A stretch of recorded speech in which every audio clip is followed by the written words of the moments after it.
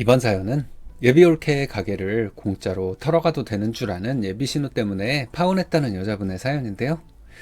사과 전화가 왔지만 확실하게 끊어버렸다는데 무슨 일이 있었던 걸까요? 함께 보시겠습니다. 사연 시작 전에 좋아요, 구독 부탁드리겠습니다. 채널에 큰 힘이 됩니다. 안녕하세요. 20대 후반 여자입니다. 아직 결혼은 안 했고 내년 2월에 식 올릴 예정이었는데 신우란 인간 때문에 파투가 났습니다. 결혼 전에 미래의 실체를 알게 되어서 다행인 것 같기도 하고 씁쓸하네요. 제 이야기 들어보시고 조언 한마디씩 부탁드립니다. 그냥 읽어주시는 것만으로도 감사할 것 같아요. 저는 패션 쪽으로 사업을 하고 있습니다. 인터넷 쇼핑몰 하나랑 메이커 매장 하나를 운영 중인데요. 패션에 어릴 적부터 관심이 많아서 전문대를 졸업하고 바로 일 배우고 업장을 차렸습니다.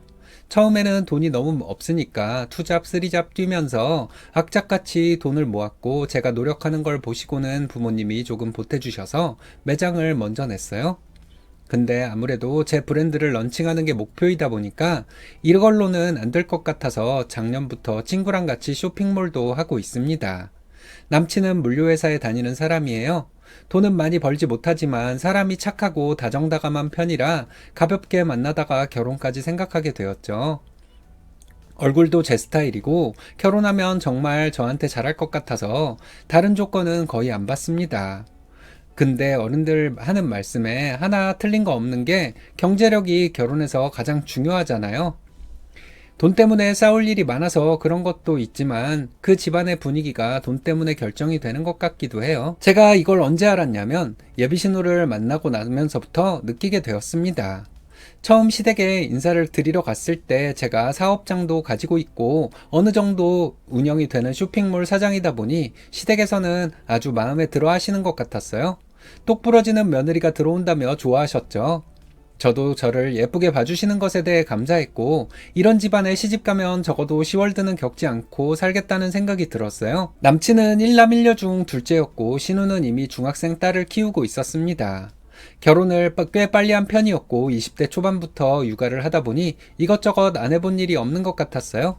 지금은 보험회사에서 일하면서 잘 살고 있는 것 같지만 5년 전까지만 해도 남편이랑 이혼하는 과정에서 속을 끓였나 보더라고요. 전 남편이 양육비도 안 주려고 해서 악착같이 일해서 애를 먹여 살렸대요. 저를 처음 보는 자리에서 제 손을 잡고 자기 인생사 이야기를 쭉 하는데 저도 같은 여자인지라 마음이 좀 아팠습니다. 눈물을 글썽이면서 저한테는 행복한 결혼 생활을 했으면 좋겠다고 해주니까 저도 따라 울게 되었어요. 신우는 자기를 언니처럼 생각해도 된다며 힘들 때마다 서로 의지하면서 살자고 해주었고 외동이었던 저는 시댁에서 언니가 생겨서 너무 좋다고 생각했어요. 근데 그건 밑밥이었더라고요. 그 뒤로도 저랑 몇 번 따로 만나서 밥도 먹고 커피도 마시면서 이런저런 이야기를 했는데 그때마다 늘 한다는 말이 자기는 남편 없이도 애를 떳떳하게 잘 키워낼 거라는 거였습니다. 돈이 궁하긴 하지만 절대 남한테 손 벌리고 산 적 없다. 근데 이렇게 사니까 주변에서 많이 도와주긴 하더라. 뭐 이런 말을 하는데 그 말이 계속 마음에 맴돌더군요. 그래서 그 다음에 만나러 갈 땐 애가 할 만한 액세서리나 먹을 것들 쇼핑몰에서 잘 팔리는 옷 하나씩을 가져다 주기도 했습니다. 애도 저한테 숙모라고 하면서 잘 따랐고요. 근데 이게 한두 번 이어지니까 그 뒤부터는 자연스럽게 필요한 것들을 말하기 시작하더라고요. 하루는 전화가 와서 이번에 애가 수학여행을 가는데 멜 가방이 없다고 애들 사이에서 비교당할까봐 애매한 건 못 사주겠는데 어떡하냐고 하길래 보셋집에서 웬만한 거 사주면 안 되겠냐고 대답을 했습니다. 그랬더니 사서 쓰게 할 거면 굳이 내가 너한테 왜 전화를 했겠냐면서 언니 마음을 이렇게도 모르냐고 성질을 내고 끊는데 너무 어이가 없었어요. 아니 저한테 돈이 썩어나는 것도 아니고 아무리 애들 가방이라도 5만원에서 10만원 가까이 주고 사야 하는 건데 제가 매번 이렇게 줄 순 없잖아요. 바빠 죽겠는데 괜히 저한테 돈 쓰라고 성질 부리는 것 같아서 기분이 팍 상했습니다. 원래 같았으면 다시 전화해서 화 풀어라 무슨 사정이냐 다시 물어볼 법도 한데 그날은 그러고 싶지도 않아서 그냥 전화 내려두고 일만 했어요. 그랬더니 퇴근할 때 보니까 저한테 문자를 엄청 많이 보내놨더라고요. 나는 너를 정말 동생이라고 생각했는데 이깟 푼돈에 자기를 이렇게 홀대할 수가 있냐. 우리가 그동안 보냈던 시간들은 뭐냐는 식의 말이었습니다. 그걸 보는데 너무 지치고 그냥 싸워서 뭐 하겠나 싶어 매장에 돌아다니던 가방 하나 남친 손에 보내면서 잘 풀자고 연락을 남겨뒀어요. 그랬더니 언제 싸웠냐는 것처럼 금방 기분이 좋아져서는 자기 딸이 가방을 메고 있는 사진을 보내왔더라고요. 그래서 대꾸도 안 하고 그냥 넘겨버렸습니다. 근데 그즈음 저희가 결혼 준비로 여러 가지 비용이 들어가는 일이 있었어요. 원래 남친이랑 반반 결혼을 하기로 한 상황이라 자주 대화하면서 조율을 하고 있었는데요. 남친 쪽에서 갑자기 그 소식을 들었는지 저에게 돈을 네가 더 많이 버는데 네가 더 내야 하는 거 아니냐는 말을 하기 시작했습니다. 솔직히 제가 남친보다 2배는 더 벌긴 하지만 매장이 제 돈으로 산 것도 아니고 친정부모님 지분도 있다 보니까 3년 안에는 그걸 갚으려고 했었거든요. 그래서 무조건 반반 결혼을 하기로 했던 건데 이제 와서 이런 말을 하니까 좀 어이가 없었어요. 이번에는 저도 물러설 수가 없을 것 같아서 남친 어머니한테 기존에 그렇게 약속을 했던 거고 저도 돈이 완전 제 건 아니다 보니까 그렇게는 하기 힘들겠다고 말씀을 드렸습니다. 근데 그러니까 갑자기 예비신우한테 전화가 따로 와서는 네가 넉넉한 형편인데 꼭 시엄마한테 그렇게 말을 했었어야 하냐며 책을 잡는 거예요. 언제는 힘들 때 제 편이 되어주겠다고 했던 사람이 일이 터지니까 한순간에 남의 편이 되더라고요. 아니 제가 그냥 안 한다는 것도 아니고 언니도 제 사정 알잖아요. 브랜드 런칭하려고 아득바득 모은 돈이고 부모님한테도 갚아야 하는 돈이 있는데 그거 대변 좀 해주세요. 근데 여기다 대고 신우는 우리도 힘들게 시키는 결혼이고 너나 되니까 허락을 해준 건데 지금 당장 네 꿈을 이뤄야 하겠냐? 결혼하고 천천히 이뤄도 되는 거 아니냐고 하는 겁니다. 저는 이 태도가 너무 이기적인 것 같아서 진짜 이 집안하고 결혼을 해야 하나 고민이 많이 되더라고요. 그래서 남친에게 반반 결혼 아니면 하기 어려울 것 같고 너네 집에서 저렇게 말하시는 거 불쾌하다고 시간을 좀 가지면서 생각을 해보자고 했습니다. 남친은 자기가 시댁은 어떻게든 설득해 보겠다면서 파혼은 절대 안 된다고 말렸고요. 근데 바로 직후에 정말 아예 정 떨어지는 일이 생깁니다. 남친이랑 시간을 가지기로 하고 일주일 정도 지났을 때쯤 갑자기 매장을 봐주던 알바생한테 전화가 오는 거예요.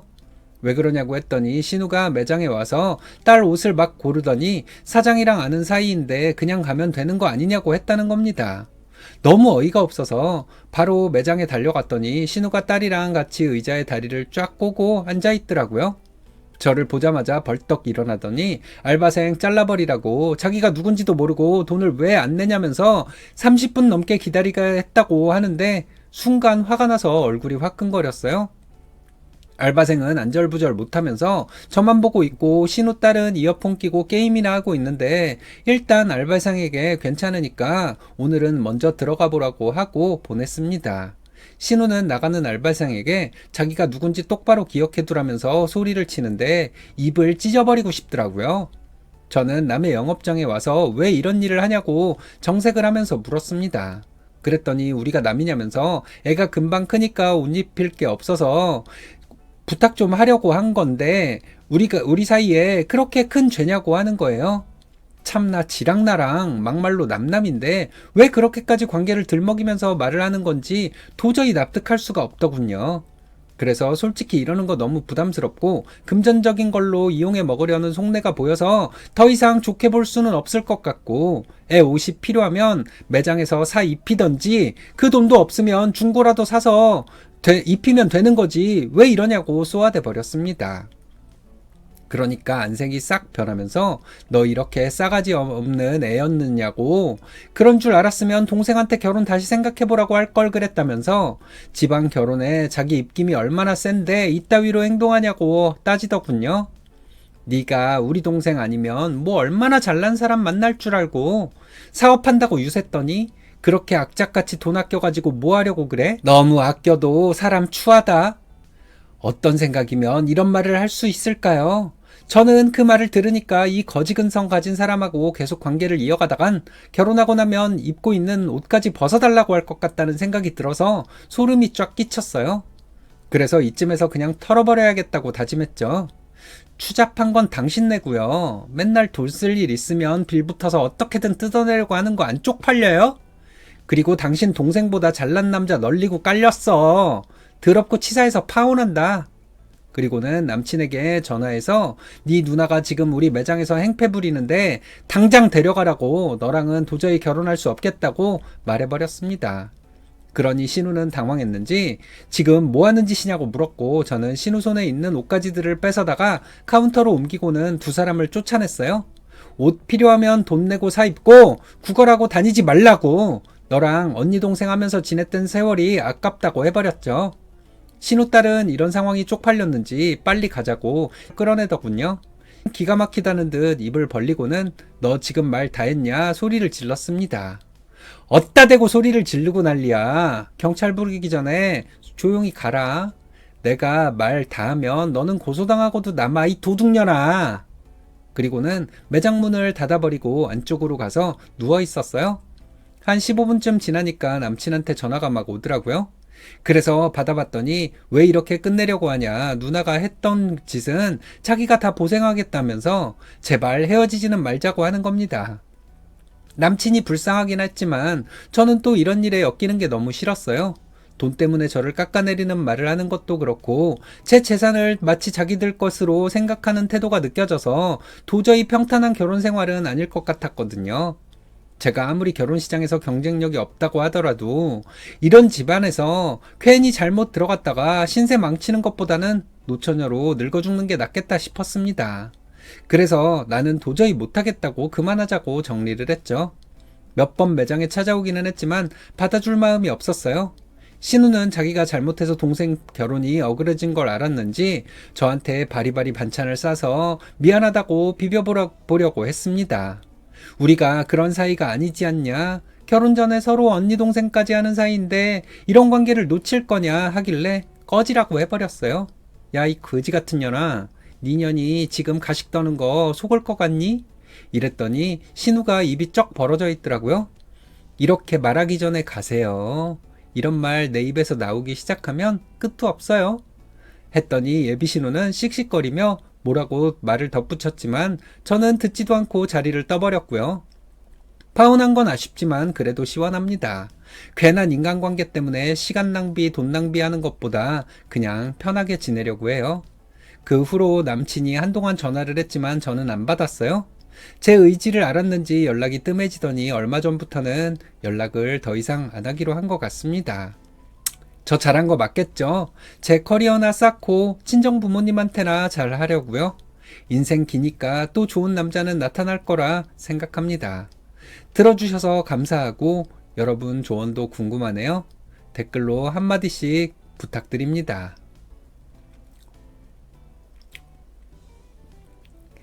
남친 누나의 행동이 충격적이네요.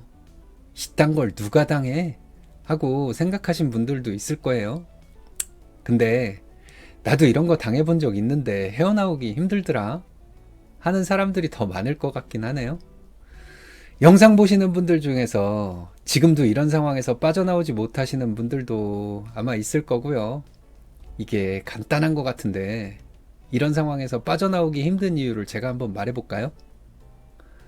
처음엔 눈물까지 보이면서 언니처럼 생각해라, 힘들면 기대라, 남친 언니가 이런 말로 다정하게 다가왔죠. 근데 그 이후에 조금씩 본색을 드러내면서 금전적인 요구를 하고 거절하면 감정적으로 몰아붙이고, 여기 나오는 예비 신우랑 비슷한 스타일들, 그런 사람들 겪어본 적 다들 있으시잖아요.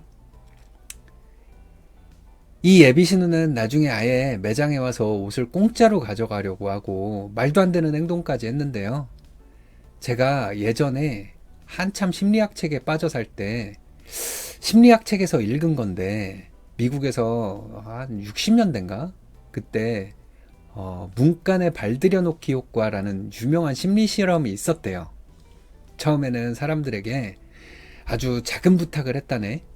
그러니까 뭐냐 하면은 차조심 스티커 집 창문에 좀 붙여도 되냐고, 이런 부탁을 먼저 했대요. 그리고 나서 집주인들이 이제 오케이를 하면 시간이 어느 정도 좀 지나고 나면 이제 좀 큰 부탁을 하는 거예요. 집 마당에 사람 키보다 큰 거, 그런 교통안전 캠페인 간판 좀 세워도 되나요? 이제 이렇게 물어봤더니 신기하게도 작은 부탁을 먼저 들어준 사람들은 이 큰 부탁 먼저 이렇게 했던 그냥 그 큰 부탁만 들었던 그런 사람들보다 그 큰 부탁을 수락할 확률이 75%나 늘었대요. 그러니까 대충 수치로 내보니까 그게 76% 정도가 더 높았다는 거예요. 그러니까 그게 뭐냐면 나는 저 사람 부탁을 들어주는 사람이야.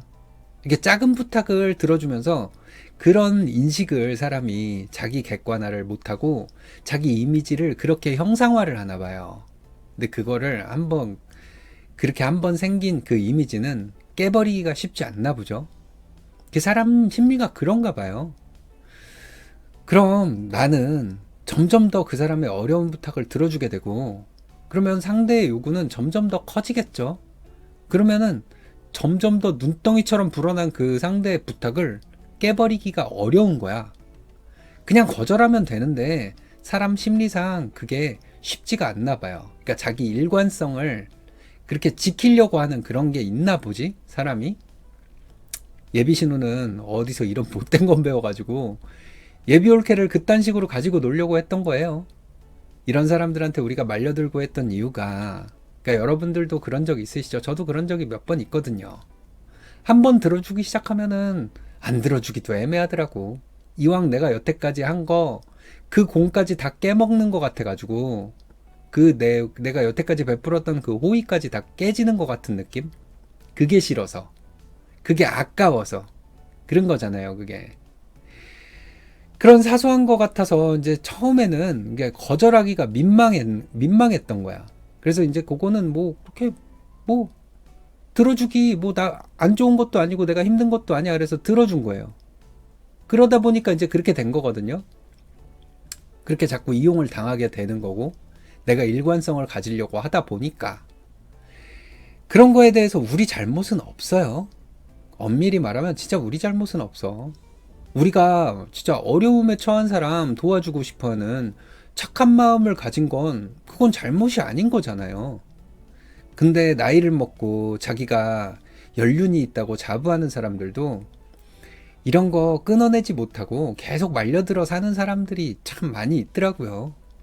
지금도 이런 사람들한테 거절 못해서 부탁 다 들어주고 고맙다는 말은커녕 원망이나 듣고 있으면서 어이구 내가 등신이지, 내가 비용신이지 이러면서 자책하는 분들 많이 계시죠? 솔직히. 네. 이렇게 한번 해보세요. 그냥 처음 부탁하는 것부터 좀 걸르셨으면 좋겠는데, 그 큰 부탁이 아니라 작은 부탁부터 이제 나만의, 이게 큰 부탁 작은 부탁이 아니라 나만의 선이 있는 거야. 그래서 나만의 그 선을 넘어가는 부탁은 안 들어주는 거예요. 그러니까 그게 왜 그래야 되냐면, 작은 부탁을 거절하는 게 이제 쉬워요. 근데 큰 부탁은 오히려 거절하기가 어려워요. 왜냐하면 작은 부탁서부터 하나씩 하나씩 단계를 높여가거든. 남들 이용해 먹는데 도 같은 사람들이 그딴 식으로 해요, 원래. 그러면은 그 작은 거에서는 노를 하기가 쉬운데 큰 부탁에서는 오히려 노하기가 아주 기하급수적으로 어려워지는 거예요. 되게 어려워져. 그리고 사람 이용해 먹는 거 즐기는 애들 특징이, 또 거절하면 막 사람 죄책감 이용한다. 내가 얼마나 힘든데 너 진짜 너무하다, 너 진짜 그런 애였어? 이런 흔들기 있잖아요. 멘탈 흔들기. 여기 또 말려들면 안 돼요. 내가 얼마나 힘든데, 네가 얼마나 힘든데 인연아, 인생 누군 안 힘드냐? 나도 힘들어 인연아. 이제 이렇게 간단하게 해도 되는 거고. 그리고 너 진짜 그런 애였어, 이런 말 있잖아요. 그래, 근데 나에 대한 평판을 왜 네가 결정지어? 그거는 다른 사람들이 많아, 결정지을 사람들이. 근데 왜 네가 혼자 내 평판 결정짓고 그걸 내 평판인 것처럼 그렇게 나를 불안하게 만들어? 이렇게 깨버릴 수도 있는 거거든요. 그러니까 결국은 이런 거에 당했던 여러분들은 착한 사람이고요. 그런 착한 사람의 그 마음을 그런 애들이 이용을 해먹는 거예요. 그래서 지금 이런 상황에서 빠져나오지 못하고 있는 분들 아직도 계시죠? 이 영상 보고 계신 분들 중에서도 꽤 많을 것 같은데, 거절하는 게 예의가 없는 게 아니에요. 그 거절하지 못하는 사람 이용해 먹으면서 그 사람 거를 뭔가를 착취하려고 그러고 뺏으려고 들고 공짜로 뭘 해결하려고 그러고, 그런 애들이 나쁜 거죠. 여러분들은 잘못 없어요. 여러분들이 너무 착해서 이런 못된 애들한테 먹잇감이 됐던 것 뿐이에요. 그만큼 여러분들 마음이 선하고 이제 착하고 따뜻하고 그렇다는 얘기거든요, 그게. 그리고 예비신호, 여기서 나온 예비신호 같은 스타일은 남들의 이 선한 마음, 그런 거를 막 이용해 먹는 그런 능력만 막 발달해 있는 사람이에요. 그런 애들이 있어. 그런 쪽으로만 도 같은 애들이 있어요. 그쪽으로만 자기 개발을 시켰어. 그런 애들한테 어떻게 당해, 내가. 근데 여러분들은 정말 도와줄 가치 있는 사람한테만 에너지를 쓰셨으면 좋겠어요. 그 뭐라고 해야 되나. 그런 사람은 정말 여러분 인생에 한두 명이면 충분해요. 근데 그리고 그런 사람이 한 명도 없으면 또 뭐 어때? 그 문제될 거 없는 거거든요. 여러분의 시간과 돈과 마음은 아무나 가져갈 수 있는 게 아니에요. 아무나 막 가져다 쓰고 싶을 때 가져다 쓰고, 막 여러분은 오픈을 해놓고 좋은 사람인 척하고 막 그럴 일이 아니거든. 그거는 여러분들의 시간이나 돈이나 마음은 딱 일신사만 가져갈 수 있어요. 저만. 그쵸? 그러니까 여러분들이 제 영상을 보시면서 막 너무 큰 행복을 느끼고 너무 위안을 많이 받은 나머지 막 멤버십 막 가입하고 싶고 슈퍼땡스 막 쏘고 싶고 막 그렇잖아. 그잖아요. 여러분의 시간과 돈은 여러분 거예요. 내 시간과 돈은 무조건 내 거야. 누구 것도 아니야. 내 새끼 것도 아니고 내 부모님 것도 아니고 내 형제 것도 아니야. 내 친한 친구들 것도 아니고요. 여러분 고유의 자산이에요. 그건 누가 달라고 요구할 수 있는 것 자체가 아니에요. 달라는 말 자체를 할 수가 없는 거예요. 오늘 영상 보신 분들 지금 딱 마음속에 요거 하나만 가지고 계셨으면 좋겠거든요. 네, 호의는 줘도 되는데 무례하는 거는 절대로 허락해선 안 된다. 요것만 좀 기억해 주셨으면 좋겠어요. 지금 제가 하는 말에 공감이 되신 분들은 참 착한 분들이에요. 남들한테 호의를 베풀었을 때 행복해하는 그 사람들 표정 보면서 나도 행복한 거지. 그런 착한 마음. 정말 좋은 사람들이에요. 이 세상에 그런 사람들 많으면 많을수록 좋은 거잖아요. 그죠? 지금까지 야비한 사람들한테 당하고 산 거 가끔 이렇게 막 떠오를 때마다, 내가 그년한테 그때 그렇게 할 걸. 내가 그 새끼한테 그걸 그때 당했네. 막 이러면서 후회하는 거 몇 가지씩 있으시죠? 이날은 이거 생각나고, 저날은 저거 생각나고, 이제 내 마음이 좀 부정적이고 피곤하고 짜증나고 할 때겠지. 그런 거 있으실 텐데, 그건 이제 내 컨디션에 따라 또 다른 거기도 하고요. 그렇다고 해서 그런 거 생각하면서 내가 등신이지, 내가 멍청이지, 이런 자책까지 하실 필요는 없다고 이제 제가 여러분들한테 말씀드리는 거예요. 여러분들은 착해서 그런 일을 겪은 거기 때문에 그런 일을 겪은 것에 대해 오히려 나는 착하다, 이런 자부심을 가져도 될 것 같은데요. 다만 앞으로는 나 자신만의 선과 이제 그런 선과 기준, 이 그 선함의 선이 아니고 라인 있잖아요. 나만의 선, 이 선을 넘지 못하는 그런 선, 네, 나만의 선이랑 그 기준이랑 그런 거를 딱 정해놓고 계셨으면 한다는 말을 제가 말씀드리고 있는 거예요. 이런 경우에 대해서 뭐 이런 경우를 내가 겪고 있는데 이런 거에 대해서 나는 어떤 선을 어떤 기준을 정해야 될지 너무 애매해서 모르겠어요. 뭐 그런 게 있으시면 설명란에 제 그 메일 주소가 있으니까요. 저한테 메일 보내주시고 그거에 대해서 뭐 그 상황에 대해서 설명을 해주시면 제가 뭐 바로 해결책을 바로 드릴 수 있겠어요? 내가 뭐 신이야? 뭐 그냥 나도 잘 모르니까 같이 여러분이랑 뭐 고민을 해보는 정도? 그러면 그렇잖아. 돌머리 두 개가 모이면 그래도 어? 좀 웬만한 똑똑한 애보다 나은 경우가 있죠. 더 창의적인 경우가 있잖아요. 네. 그러니까 같이 고민하면서 해결점을 좀 찾아가는 길을 같이 걸어가 볼 수 있는 정도는 될 것 같은데요. 네.